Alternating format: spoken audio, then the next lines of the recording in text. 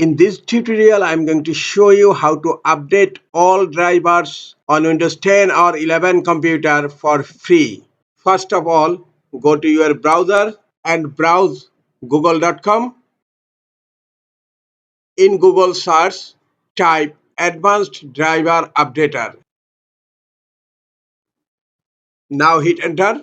You'll find Advanced Driver Updater official website link. Click on download Advanced Driver Updater.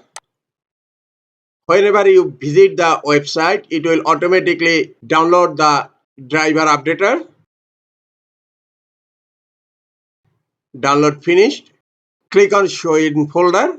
This is the advanced driver updater program. Right click on it and then click on run as administrator. Close file explorer and close browser. Very simple way to install. Just click on next. Then select I accept the agreement. Then click on next. This is the installation location. You can change the installation location by clicking on browse and select the location. I'm not changing it. Click on next. Just installing. It will not take long time.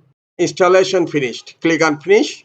This is the advanced driver updater and it automatically scanning all your drivers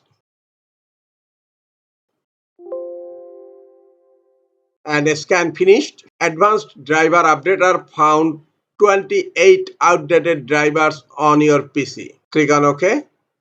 You can update your driver one by one by clicking on update button here and you will find all the outdated drivers here, or you can update all drivers at once by clicking on register and update all. To update all drivers you need to register, but you can update drivers one by one and it's free of cost. Now I am updating the Realtek network adapter. Click on update here and then click on update. Downloading the update and creating a backup for the old drivers so that you can roll back.